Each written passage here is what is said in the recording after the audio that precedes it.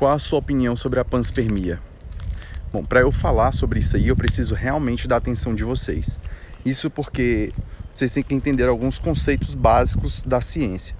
Por exemplo, a panspermia ela é uma hipótese científica e não uma teoria científica. E qual a diferença grande nisso?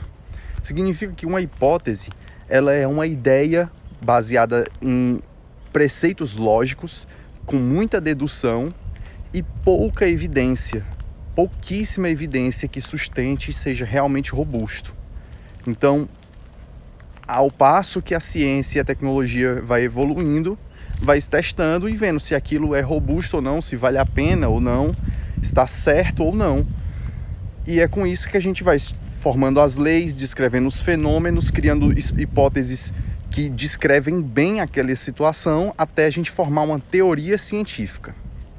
Portanto, a panspermia, ela postula... Nossa, e que palavra é essa? Postula mais outra? Então, postulado, você já deve ter estudado no ensino médio os postulados de Kekulé. O postulado de Kekulé é quando ele explica sobre as situações em que uma molécula se forma, certos comportamentos atômicos. E esse postulado é baseado na lógica, em dedução, descrição, é quase uma questão empírica. Então significa que ao longo do tempo a gente vai observando essas situações, vai catalogando, conseguindo novos dados e vai incrementando, complementando aquilo que foi dito. Corrigindo se for preciso, lógico. Então, os postulados da panspermia falam o seguinte, que para a vida ter acontecido na Terra, tem que ter vindo em algum asteroide um ser vivo.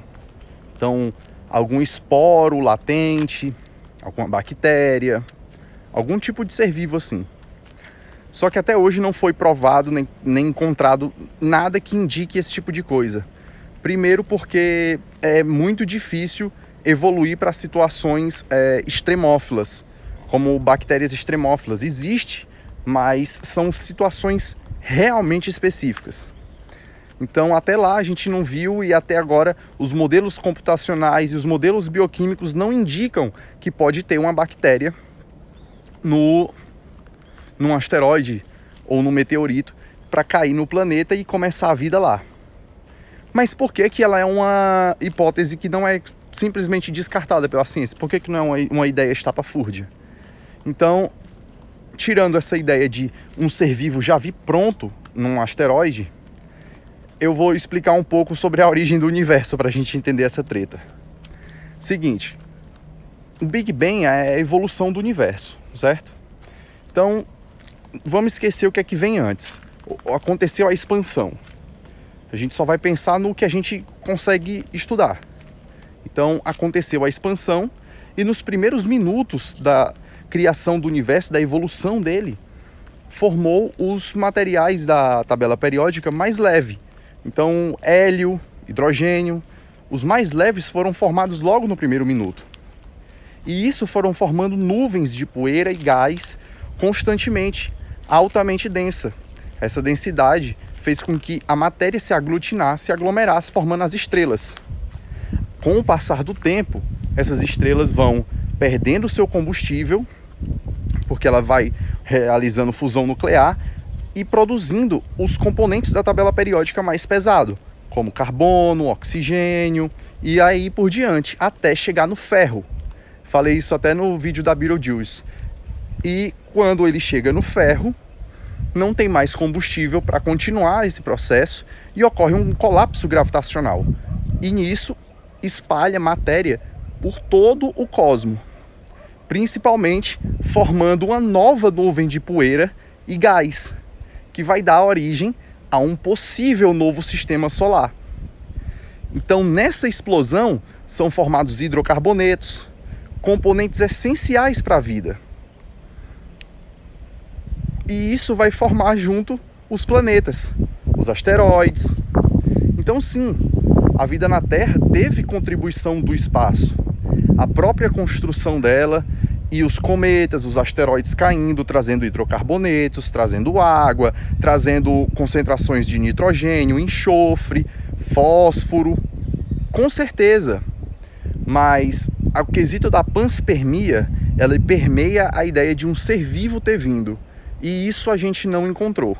O que a gente está descobrindo bastante é a teoria da evolução química, de que isso ocorre, como eu citei para vocês, a nucleossíntese primordial, que é os primeiros minutos do universo, e a nucleossíntese numa estrela, que vai formar o resto dos compostos da tabela periódica. E nisso, ele vai se espalhando, vão morrendo, vão criando rochas, vão formando os compostos, vão se dispersando, vão criando planetas, características únicas e distintas, formando cinturões de asteroides, ricos em compostos químicos, inorgânicos e talvez orgânicos, porque a gente já descobriu também que asteroides vêm com aminoácidos. Então, possivelmente, muitos desses aminoácidos não só se formaram na Terra, mas também vieram de asteroides e cometas. Então, quando ele caiu na Terra, juntou com fez uma amálgama com o que já tinha e foram construindo blocos biomoleculares mais complexos. E é isso que é a teoria da evolução química, por isso que é uma teoria científica, porque ela está bem robusta, cheio de estudos mostrando esse lado, que é possível formar a vida dessa forma. E justamente por isso que hoje em dia a gente já vem pensando e entendendo mais que a vida não é um evento tão raro assim, e sim a distância dos planetas que dificulta a gente compreender essa situação. Não é tão fácil formar um planeta habitável, mas se você olhar o tanto de bilhões de galáxias que tem, com trilhões e trilhões de planetas dentro, então fica meio difícil você argumentar que não é possível existir vida em outro planeta. Então, partindo da teoria da evolução química que aconteceu aqui, a gente pode deduzir que não é tão difícil assim acontecer em outro planeta, sob condições semelhantes. E essas condições semelhantes que a Terra tem não são tão únicas. Uma das condições mais únicas da Terra, fora, obviamente, a questão dos corpos celestes, como Júpiter e tudo, proteger a gente, mas uma das principais questões da Terra é o campo gravitacional dela, que permitiu tal atmosfera. E essa atmosfera protege muito a biodiversidade. E ela pode ficar complexa, pode prosperar de maneira magnífica. Beleza?